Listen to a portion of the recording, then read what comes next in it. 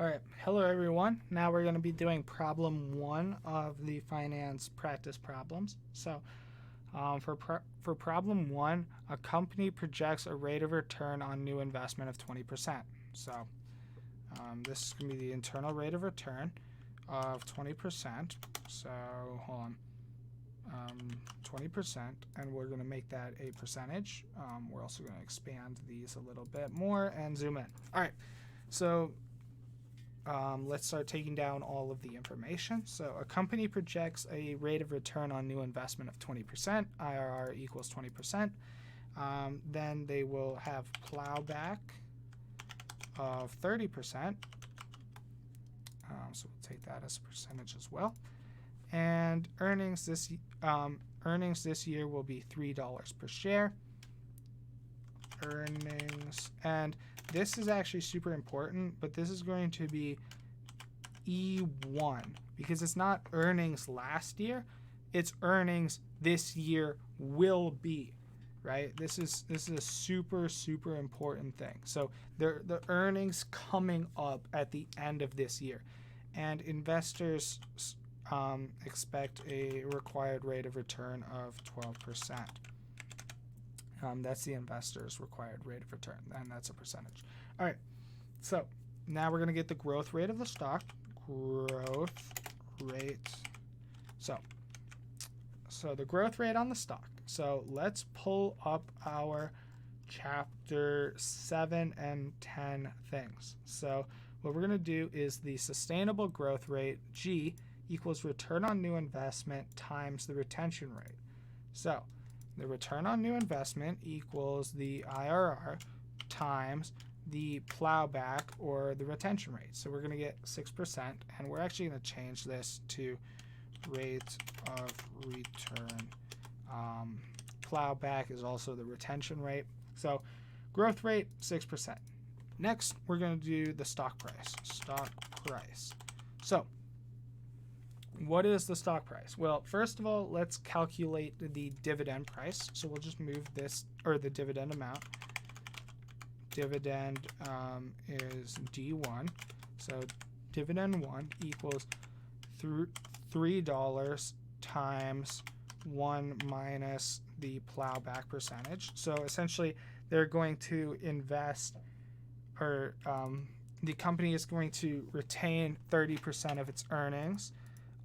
So what we're doing here is we are taking the earnings and we are multiplying by 60%, our 1 minus the plowback percentage, which is the amount that they're going to pay out as dividends. And so next we have the stock price. And so the stock price, so for that, all we're going to do, let's pull up our formula sheet.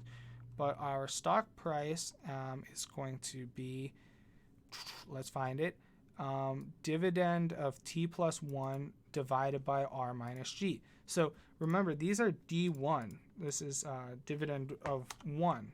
So we just do this, the dividend in 1 year, divided by the growth rate, or the required rate of return, minus the growth rate.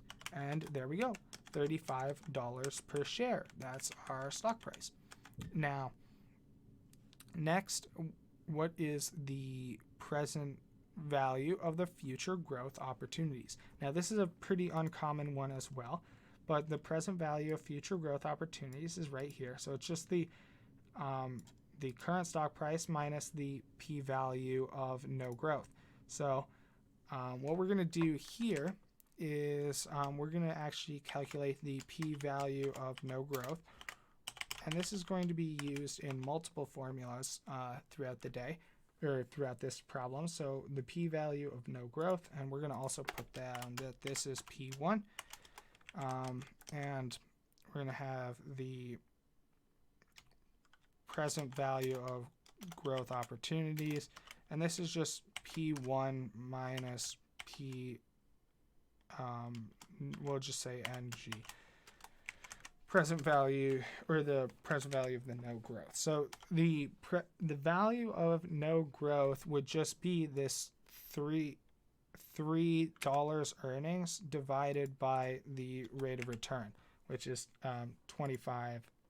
So what we're doing here is we're getting the value of the stock if the price never grew. So this is super easy. It's just the earnings that they made because they're never growing, so they're never investing. So it's just the earnings per share that they got, and then the required rate of return. So they're paying out 12%. And so that's just the perpetuity equation. So earnings divided by rate of return.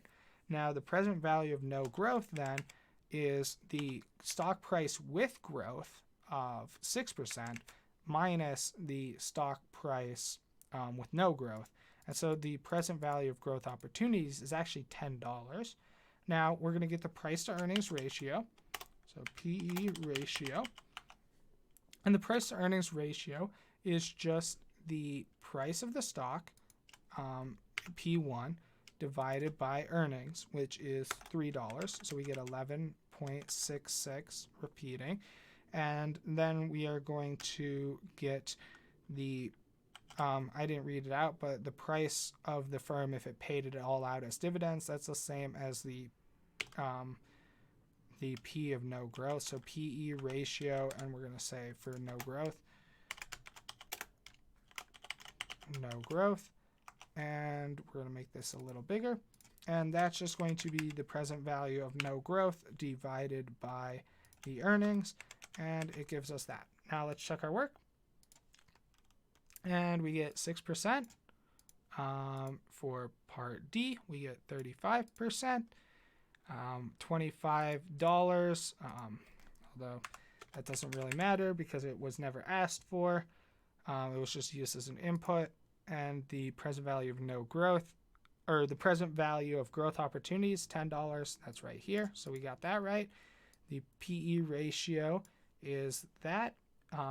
That's with growth. And then the PV value of no growth is that. So the company should continue to invest as it in growth because it provides a higher PE ratio than if they did a no growth PE ratio. So hopefully that was helpful. And yeah, feel free to reach out with any questions.